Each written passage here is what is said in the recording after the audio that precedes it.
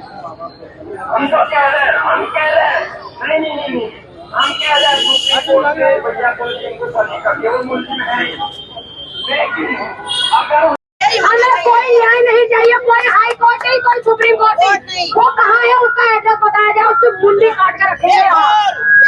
क्या करेंगे ये कोई बात नहीं, 11 साल बाद मुझे निकाल देना जेल से बाहर, अगर निकलना ही है 11 साल हम भी आराम से 6 बजे तक जितनी औरतें इंस्टाग्राम में कमर हिलाती इनके कमरों को मैं तोड़ूंगी। इन भाइयों को छुपवाने के लिए आगे नहीं रखना है, अभी 2 डंडे बजेंगे ये अंदर चले जाएंगे, आगे आना है हमने। अभी आधा घंटा और रुको, अगर महिला नहीं आई भगवान कसम रैली एक तरफ लकड़ी निकाल के इनको छूटो आ जाओ, अब छूटेंगे औरतों को पहले, अगर औरत आगे नहीं आई तो ये आदमी क्या करेंगे, ये तो हर जगह खड़े होते हैं। हम लोग कोर्ट में रखते हो, 9 महीने आप लोग कोर्ट में रहते हैं और आपको ही दर्द होता है सबसे ज्यादा। और आज एक बेटी के लिए महिला ने बीवी ने बहुत अच्छी बात कही है, आप कहीं में हो आइए, ये महिलाओं की लड़ाई है, ये राज्य सरकार की लड़ाई है। शर्म की बात है राज्य सरकार के लिए कि उन्होंने ऐसा वकील दिया जो आज आके बोलता है मुझे तो कुछ आता ही नहीं, मुझे तो कुछ आता ही नहीं चाहिए, लेकिन मैं राज्य के लोगों के लिए काम नहीं करूंगा, मैं राज्य की बेटियों के लिए नहीं करूंगा। राज्य सरकार की गलती, राज्य सरकार मुर्दाबाद, राज्य सरकार मुर्दाबाद। बस एक ही मांग है, फांसी होनी चाहिए, फांसी होनी चाहिए, फांसी होनी चाहिए। मैं बस यही चाहती हूँ कि उसको फांसी मिले, मैं किसी भी चीज़ के ऊपर नहीं बोलूँगी और हम सिर्फ एक ही मांग करने आए हैं, सिर्फ फांसी होनी चाहिए। That's it. गलत, बहुत गलत ये डिसीजन है सुप्रीम कोर्ट का, क्योंकि पोस्टमार्टम रिपोर्ट और फोरेंसिक रिपोर्ट को ध्यान में रखते हुए जब हाई कोर्ट ने फांसी की सजा सुनाई तो उन्हीं सबूतों को खारिज करते हुए उसको बाइज्जत बरी करना ये हमारी न्याय व्यवस्था पे बहुत बड़ा सवाल है। और हम चाहते हैं, हर कोई चाहता है, आज पूरा उत्तराखंड चाहता है कि कशिश को न्याय मिले, और न्याय तभी मिलेगा जब दोबारा से पिटीशन दायर होगी और उस हत्यारे को, उस दोषी को फांसी की सजा।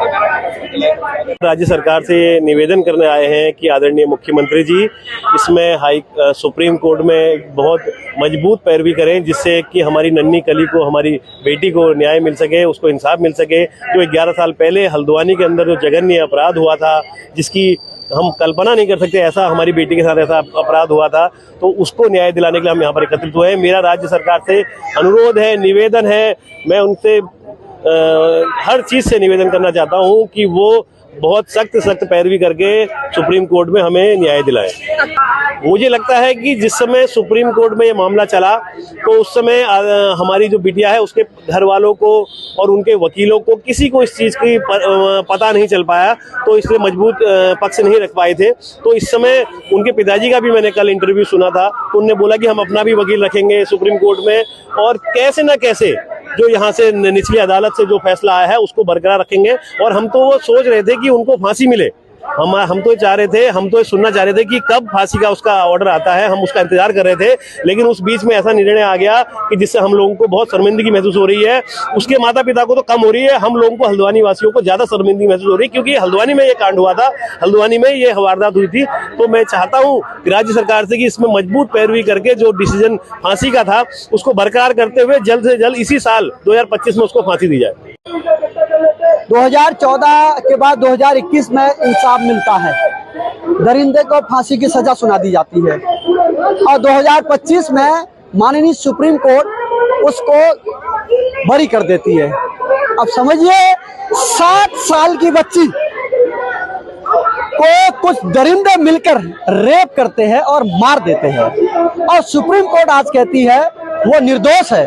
तो हम पूछना चाहते, तमाम जनता पूछना चाहती है, आखिर वो निर्दोष है तो दोषी कौन है? हमें वो दोषी व्यक्ति चाहिए। क्या 7 साल की बच्ची ने खुद का रेप करके खुद को मारा होगा? सवाल घूम रहा है लोगों के जहन में, पूरे उत्तराखंड के हर व्यक्ति के अंदर सवाल घूम रहा है, और ये जो लड़ाई है पूरे उत्तराखंड के हर माँ और बहन की बन चुकी है। आक्रोश हद से ज्यादा शरीर अंदर हो चुका है लोगों का।